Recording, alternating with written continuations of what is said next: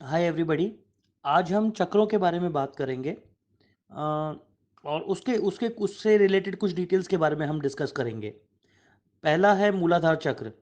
ये शरीर का पहला चक्र है। गुदा और लिंग के बीच में चार पंखुड़ियों वाला ये चक्र माना जाता है और ये सारे चक्रों का बेस माना जाता है। 99.9% लोगों की चेतना इसी चक्र में अटकी रहती है और वे इसी चक्र में रहकर मर जाते हैं। जिसके जीवन में भोग, संभोग, निद्रा की प्रधानता होती है ना, उनकी ऊर्जा इसी चक्र के आसपास एकत्रित रहती है। इसका जो बीज मंत्र है, इसे हम ये होता है लम। अब आप पूछेंगे जागृत कैसे करें? तो जागृति की देखा जाए तो अलग-अलग चक्रों के जागृति के अलग-अलग प्रोसेसेस हैं, लेकिन मैं आपको भौतिक लेवल पर, प्रैक्टिकल लेवल पर बताऊँगा जो कि एक कोई भी इंसान कर सकता है। अगर कोई साधक हो, चाहे साधक ना हो, वो भी इन चक्रों को जागृत करने कर सकता है अगर इन प्रोसेसेस को फ़ॉलो करे। तो इसके अब हम मूलाधार की बात करते हैं। मनुष्य बेसिकली तब तक पशुवत रहता है जब तक इस चक्र में वो रहता है, यू नो इसलिए भोग, निद्रा और संभोग पर अगर संयम रखते हुए चक्र पर लगातार ध्यान लगाने लगाने से ये चक्र जागृत हो जाता है। तो ये चीज़ होती है। और इसका जो प्रभाव होता है वो ऐसा होता है कि इस चक्र के जागृत होने पर व्यक्ति की के भीतर वीरता, निर्भरता और आनंद का भाव जागृत हो जाता है। और सिद्धियां प्राप्त करने के लिए ये तीन क्वालिटीज कितनी ज़रूरी हैं ये आप भी जानते हैं। अब ये था पहला चक्र। अब मैं दूसरे चक्र के बारे में बताता हूँ। दूसरा चक्र का नाम है स्वादिष्टान चक्र।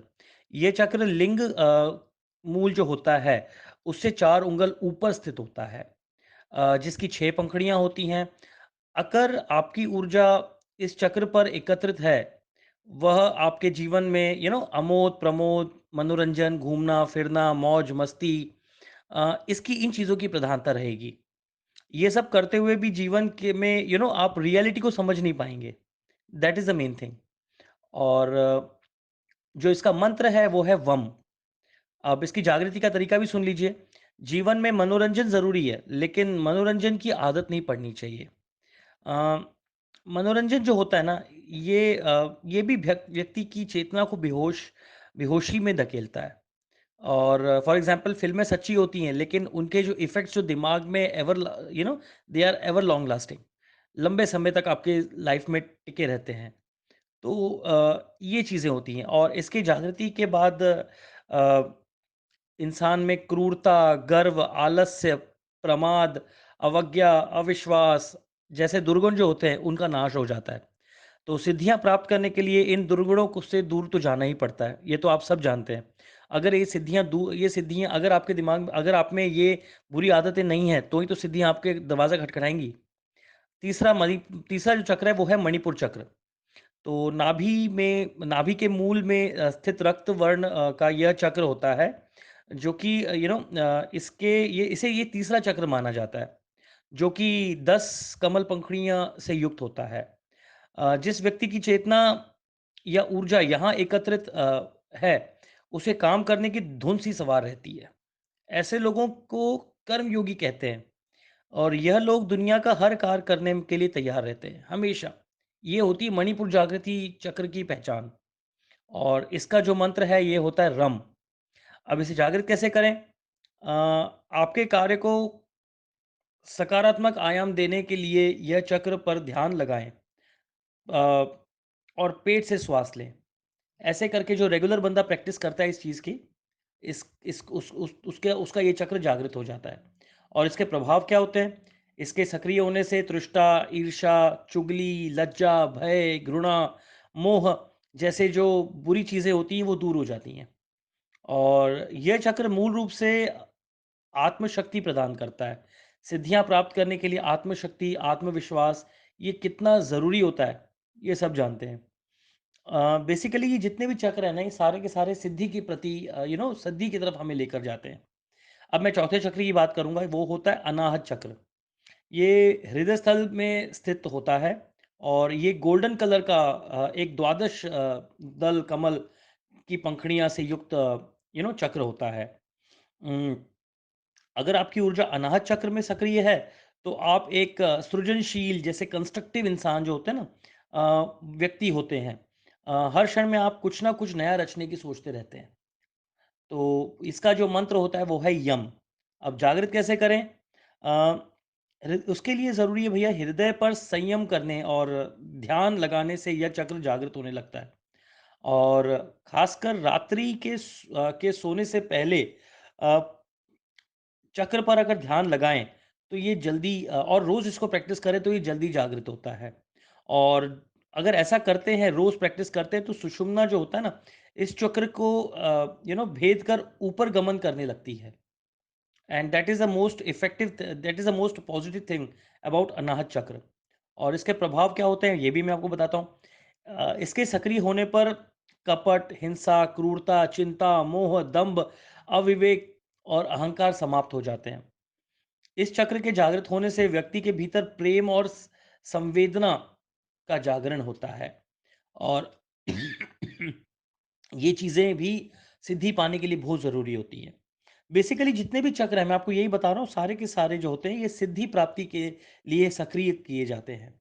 ये एक ये एक प्लेटफ़ॉर्म है जिस पर जब जब इंसान प्रॉपरली अगर इनसे प्रॉपर वर्कआउट कर ले, तो सिद्धियाँ फिर दूर नहीं होती। और बस यही है। और पाँचवें चक्र की तरफ बढ़ते हैं हम। ये होता है विशुद्धि चक्र। ये बेसिकली देखा जाए तो कंठ में सरस्वती का स्थान होता है, जहाँ विशुद्धि चक्र होता है। और यह 16 पंखुड़ी वाला चक्र माना जाता है। सामान्य तौर पर यदि आपकी ऊर्जा इस चक्र के आसपास एकत्रित है, तो आप अति शक्तिशाली होंगे। ये निशानी है। विशुद्धि चक्र जागृति की ये निशानी है। और इसका जो मंत्र है ये होता है हम। और कंठ में संयम करने और ध्यान लगाने से ये चक्र जागृत होने लगता है, अगर रेगुलर इसकी प्रैक्टिस की जाए तो। और इसके प्रभाव ऐसे होते हैं कि इसके जागृत होने पर 16 कलाओं और 16 विभूतियाँ का ज्ञान हो जाता है। इसके जागरण होने से यहाँ इंसान को भूख प्यास भी इंसान उसके ऊपर कंट्रोल करना स्टार्ट कर देता है। और यहाँ तक कि जो मौसम की जो तकलीफ़ें होती हैं, मौसम के जो प्रभाव होते हैं, जो शरीर पर होते हैं, उन्हें भी इंसान कंट्रोल करना शुरू कर देता है। अब मैं छठवें चक्र की तरफ जाता हूँ, वो है आज्ञा चक्र। और ये होता है दोनों आँखों के बीच भ्रकुटी में आज्ञा चक्र समाहित होता है। और सामान्य तौर पर जिस व्यक्ति की ऊर्जा यहाँ सक्रिय होती है, तो ऐसा व्यक्ति बौद्धिक इंटेलेक्चुअल रूप से संपन्न होता है और संवेदनशील और तेज दिमाग का बन जाता है। और ये उसके पास सारा ज्ञान होता है, लेकिन ये सब जानने के बावजूद वो बिल्कुल मौन रहता है। ये होती है निशानी इसकी आज्ञा चक्र की। और इसका मंत्र है ओम। अब इसकी जागृति कैसे करें? भ्रकुटी के मध्यम ध्यान लगाते हुए साक्षी भाव में रहकर ये चक्र जागृत होने लगता है। और इसके प्रभाव ये होते हैं कि यहाँ अपार शक्तियाँ जो आज्ञा चक्र होता है, इसमें अपार शक्तियों का निवास होता है। और आज्ञा चक्र का जागरण होने से ही ये सब शक्तियाँ जागृत हो जाती हैं। और व्यक्ति को सिद्ध पुरुष बन जाता है। जो भी इंसान इसे जागृत करता है वो सिद्ध पुरुष बन जाता है। अब हम जाते हैं 7वें चक्र की तरफ, जो है आखिरी चक्र, वो है सहस्त्रार चक्र। ये एक्चुअली मस्तिष्क के मध्य भाग में, जहाँ पर जो ब्राह्मण लोग चोटी रखते हैं, वहाँ पर ये सिचुएटेड होता है। अ, अगर इंसान नियम का पालन करते हुए यहाँ तक पहुँचे, मतलब मूलाधार से नियम का पालन करते-करते यहाँ तक पहुँचे, तो ये चक्र जागृत होता है। और ये जो ऐसे चक्र होता है, ऐसे व्यक्ति को संसार संन्यास और सिद्धियों से कई मतलब नहीं होता। मतलब वो इंसान बिल्कुल वैरागी हो जाता है, जिसका ये चक्र जागृत हो जाता है। अब इसको जागृत कैसे करें? वही तरीका है जो मैंने अभी बताया, मूलाधार से होते हुए सहस्त्रधार की तरफ पहुँचना चाहिए। लगातार ध्यान करने से, लगातार प्रैक्टिस करने से ये चक्र जागृत हो जाता है। और बस यही है। और इसके प्रभाव क्या होते हैं? ये शरीर संरचना में इस स्थान पर अनेक महत्वपूर्ण विद्युतीय और विद्युत का संग्रह है। यह मोक्ष का द्वार भी कहलाता है। आई होप आप लोगों को ये इन्फॉर्मेशन अच्छी लगी होगी।